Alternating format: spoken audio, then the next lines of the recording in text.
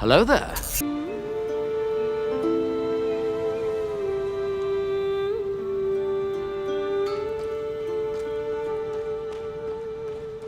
Titan Quest II is the long-awaited sequel to Titan Quest, which originally released back in 2006. The game entered early access in August 2025.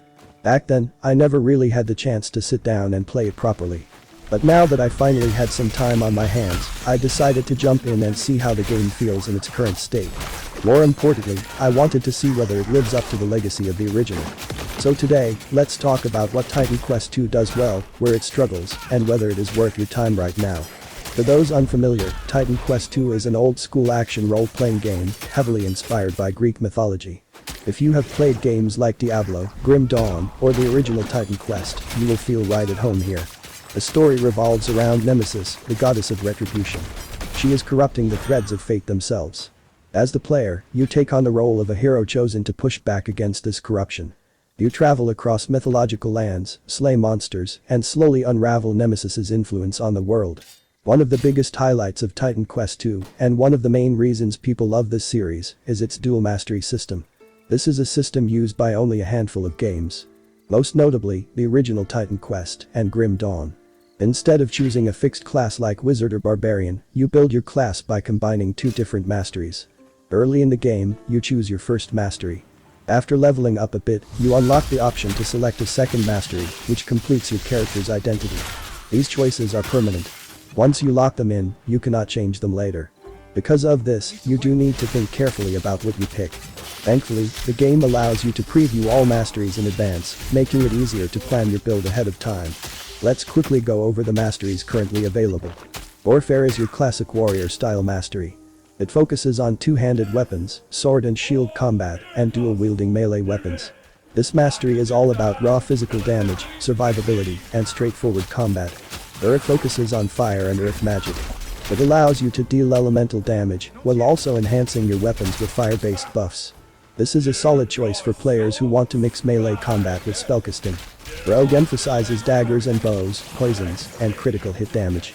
This is the go-to mastery for agile hit-and-run playstyles and high burst damage. Storm is the most traditional mage-like mastery currently available. It specializes in lightning damage, cold damage, crowd control, and elemental spells.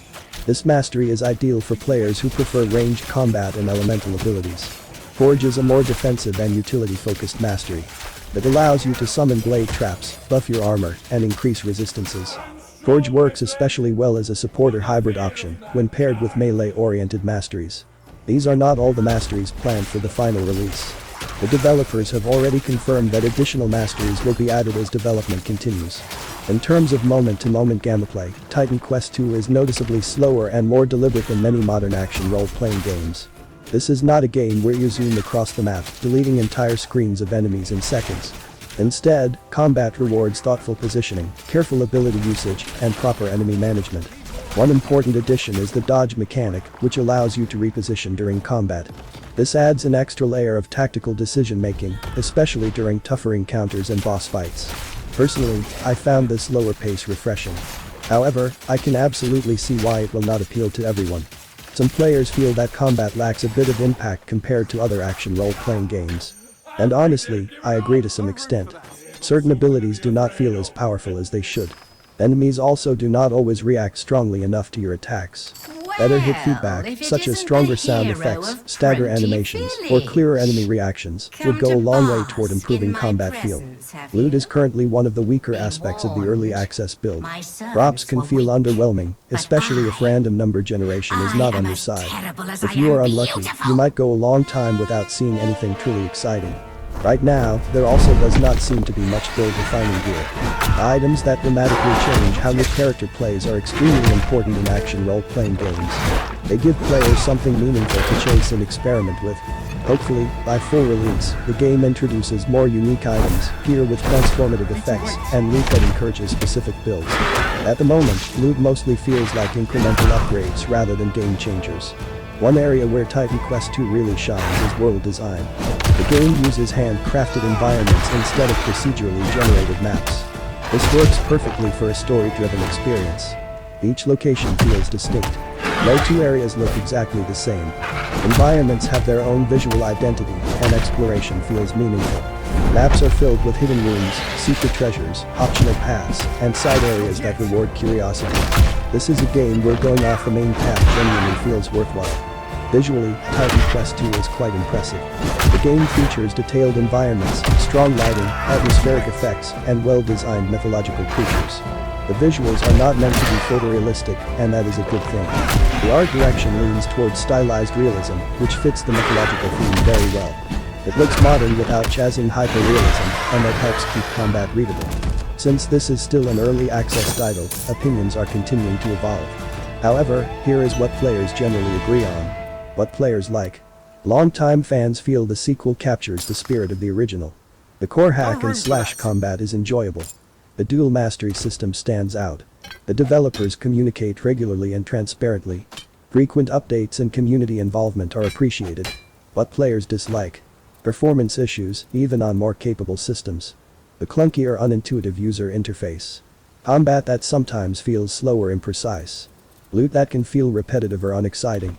Co-op features that suffer from bugs and instability. And occasional difficulty spikes or balance issues. Overall, Titan Quest II has a strong foundation. It clearly understands what made the original game special.